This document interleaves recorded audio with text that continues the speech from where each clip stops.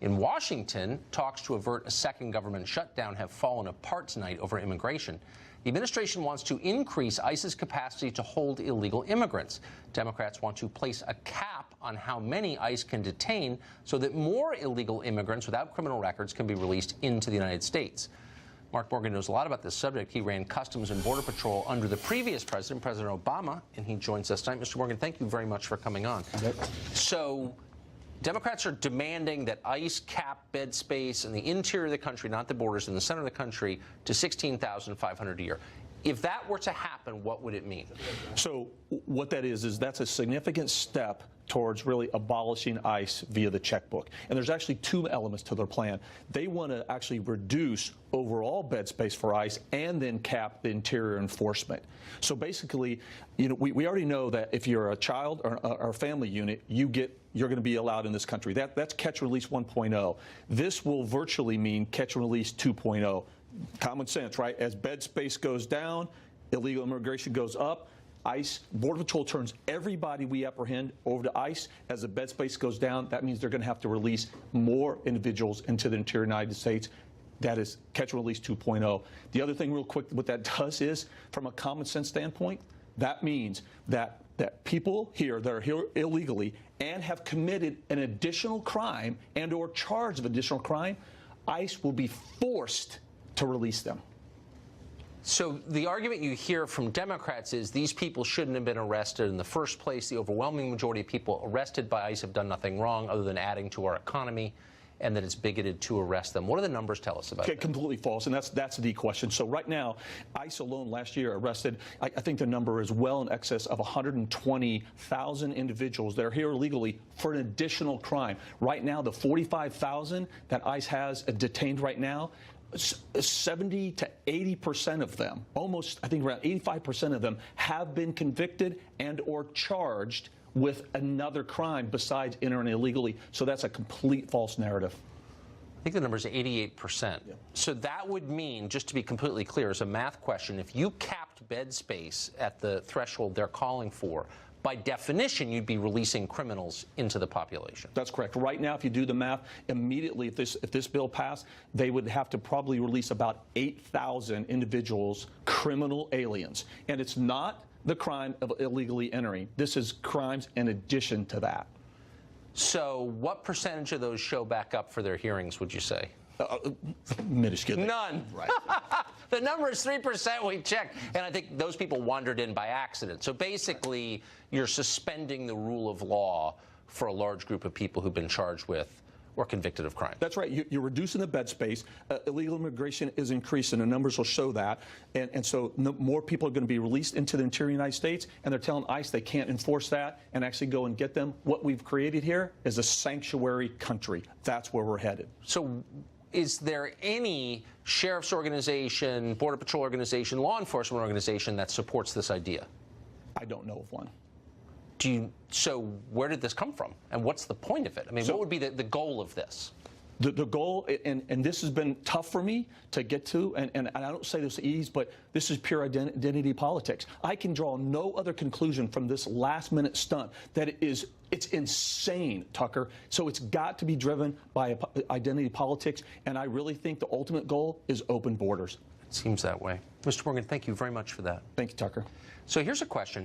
If it's wise to cap the number of illegal immigrants our government can detain, why not cap the number of American citizens we can detain as well? There are over 2 million of them now in prison. Univision anchor Enrique Acevedo supports this plan, and he joins us to explain. Enrique, thanks very much for coming on. So let me just start with that question, which seems like the obvious one. If we're saying that it's somehow immoral to hold more than a certain number of illegal aliens, why is it not immoral to hold more than a certain number of American citizens? Well, Tucker, everyone's entitled to their own opinion, but not to their own facts. I just heard your last guest say that illegal immigration is on the rise here in the U.S., which is completely wrong, and not according to, my opinion, to the own administration's numbers. You look at CBP and what it has reported since 2000, and we have a dramatic decrease in the number of undocumented immigrants coming to the U.S. How many illegal aliens are in the country now? Do you know? Let's just have, there are different estimates. You say 22 million. So anywhere between 12 and 22 million. Which is the number we've had, we were working for the last 50 years. But hold on, before we even progress into the details, just thematically, why, if it's a good idea to cap the number of illegals we can hold, and 88%, as you just heard, DHS number, have been charged with a different crime, okay, not entering. Why shouldn't we do the same for American citizens? Why are we letting illegals live by a more lenient standard? I think, though, about those who are proposing this idea. I think it's important to realize what ICE does and what it doesn't. It's not Border Patrol. It's not in charge of border enforcement. ICE's mission is to fight dangerous criminals in the U.S., like gangs, MS-13, and many other gangs. Their job is not to go to courthouses, for example, like they've been going to in New York, a 1,700% increase since 2016, to prosecute and basically go after families that are trying to, I'm sorry, I don't think you started by saying that legal system. So nobody is entitled to his own facts. Hold on. I asked you two questions. You didn't answer either one, but I want to press you on this fact, which is that 88% of the illegal aliens that ICE is currently holding have been charged with or convicted of a separate criminal act, not entering the country illegally, but for a example, crime. the vast majority of them, or driving I don't know that. By the way, I don't know if that's true, but I don't give. Is that okay? Licenses to undocumented immigrants. Okay. That's so DUI. So we're not going to punish people for DUI now because it's racist. I mean, what are you saying? Sanction. Okay, but hold on. I think all of us would agree that. Are you arguing that DUI is not a serious offense? No. People die from DUI all the time. Okay. No, not driving without a license.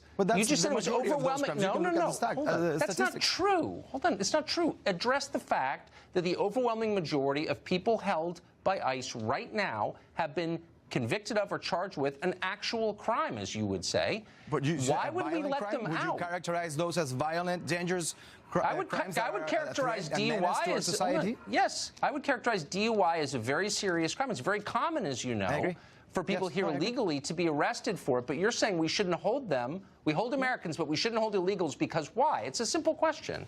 I'm not saying we should not hold illegals like you're saying, Tucker. What I'm saying is ICE should go back and focus on its original mission, go after dangerous criminals. But if 88% after families, after immigrants, like I said, that are going to a court and are going through a process, but you're not addressing which is trying to legalize their stay in this country. You ask people to do it the right way, and when they show up at court, you have ICE agents dressed as civilians going after them. Well, I'm sure that ICE has done things you don't like, but you're ignoring. Hold on, you're ignoring that if this were to become the law, if the bed space for interior ICE detainees were capped at 16,500, that we would over time release thousands of people convicted of or charged with real crimes. Why would we want that?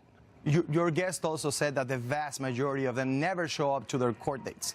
Do you have the actual number? Yeah, I have the number. Actually, I'm glad you asked. 97% do not show up for their court date. 97%. That's not true.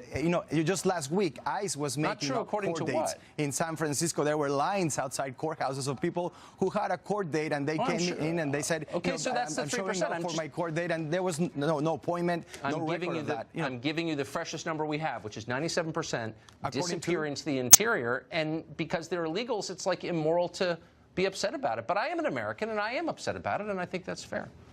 Enrique, thank you. Thank you, Tucker.